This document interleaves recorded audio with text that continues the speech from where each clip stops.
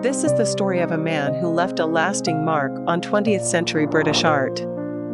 Sir Matthew Smith was an artist who struggled throughout his life with internal contradictions, sought inspiration in colors and forms, and overcame the difficulties of his personal life. His paintings are striking in their boldness of color and fauvist expression, and his fate reminds us how creativity can be both a salvation and a trial. In British art, Matthew Smith has remained known not only as a talented artist, but also as a symbol of freedom of creative expression. His work with nudes, landscapes, and still lives reflected a rebellious spirit that challenged traditional academicism. The influence of the French avant-garde made his work unique and marked by an expression that was ahead of its time. I am now asking for help in spreading this video. To do this, YouTube needs to see your reaction. It can be a like, a dislike, a comment. I also hope that you will want to join our community and subscribe to the channel. Thank you in advance for watching, helping, and understanding. Matthew Smith was born on October 22, 1879 in Halifax, a small industrial city in West Yorkshire. His father, Frederick Smith, was both a wire entrepreneur and a musician.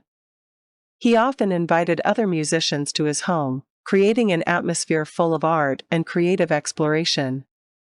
This atmosphere probably influenced the young Matthew, who was fascinated by the beauty of the world around him since childhood. Despite this, his first steps in adulthood were far from art.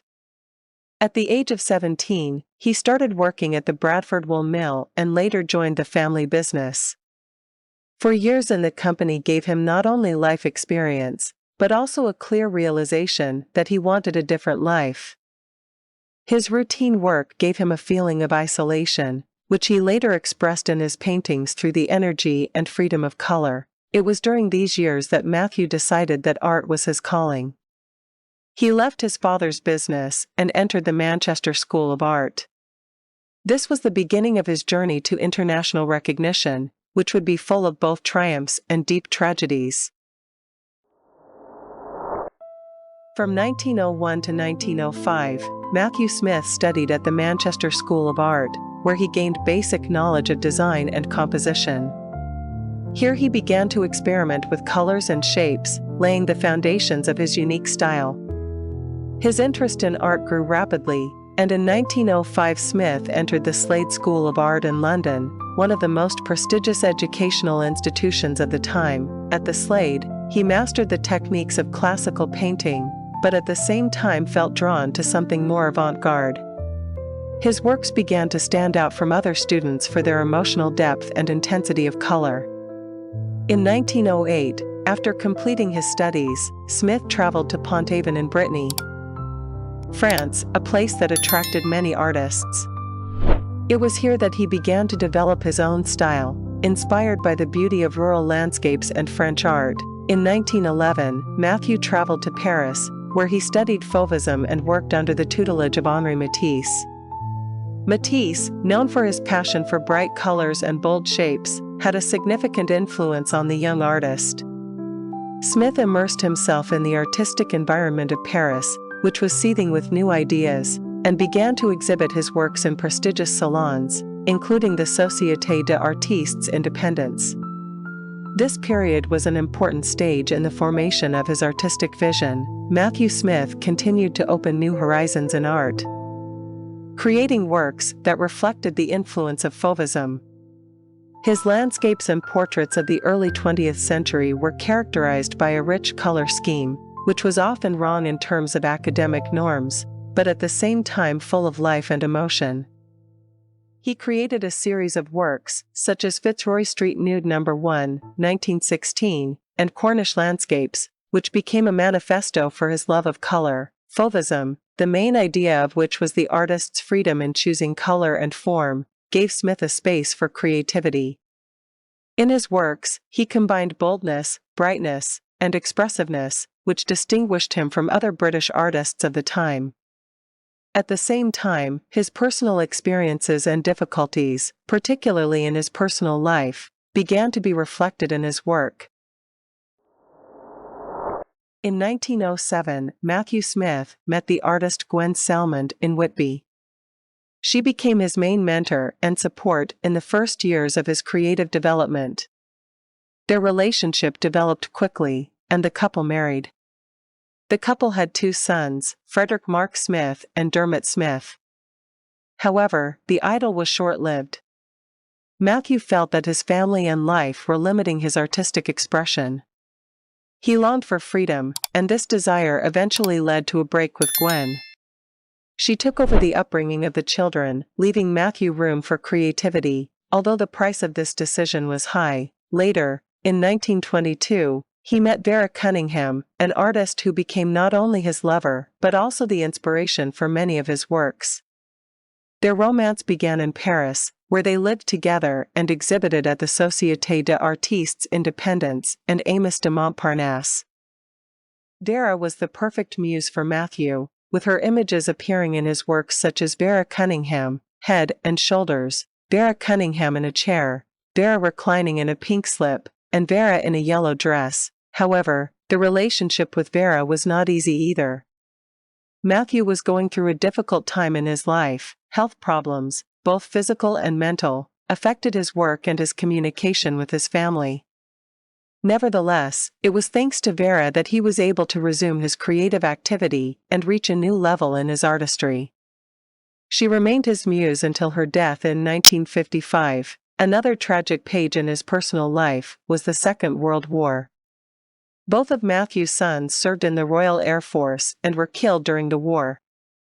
The loss of his children was a heavy blow to him that he never fully overcame. This tragedy was reflected in his subsequent works, which are full of sadness and deep reflections on life and death. Matthew Smith lived through the horrors of the First World War, which became an important test in his life. In 1916, he joined the British Army, where he was promoted to second lieutenant. During the Battle of Passchendaele in 1917, he was seriously wounded and had to undergo a long period of rehabilitation. Despite his injuries, he returned to service in 1918, was promoted to lieutenant, and served in the Abbeville POW camp. His war experience not only changed him as a person, but also influenced his art. His paintings after the war became more intense, full of sadness and reflections on the fragility of human life. This period shaped his worldview and laid the foundations for his future artistic success. After the end of the First World War, Matthew Smith focused on art, creating works that became examples of expressive painting. His first solo exhibition was held in 1926 at Tooth's Gallery in London. This event brought him recognition and confirmed his status as one of the leading artists of his time. His work was highly appreciated not only by critics but also by collectors, including the prominent art theorist Roger Fry, who purchased his works for the Tate Gallery. In the interwar period, Matthew traveled extensively and exhibited his works.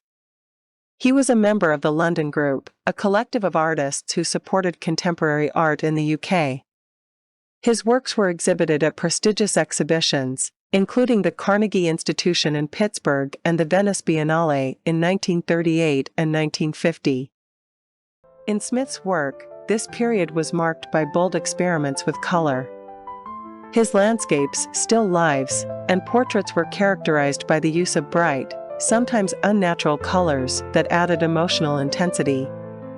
For example, his Cornish landscapes combined fauvest color accents with a deep understanding of texture and space. Particularly noteworthy are his portraits of Vera Cunningham, who became a key muse in his work. Paintings such as Vera reclining in a pink slip and Vera in a yellow dress demonstrate his ability to convey an emotional connection with the model through colors and shapes. In 1949, Smith was awarded the CBE, Commander of the Order of the British Empire, and in 1954 he was knighted. These honors recognized his contribution to the development of British art and confirmed his status as one of the most important artists of his era. In the last years of his life, Matthew Smith continued to create new works despite his deteriorating health. He lived and worked mainly in England and France, drawing inspiration from nature and memories of the past. His work influenced an entire generation of British artists who saw him as an example of freedom of expression and courage to overcome difficulties. Matthew Smith's death in 1959 was a great loss for the art world. His works remain in the collections of the world's leading museums, including the Tate Gallery, and continue to inspire new artists. His legacy reminds us that true art is not only about technique, but also about the courage to express your emotions and thoughts.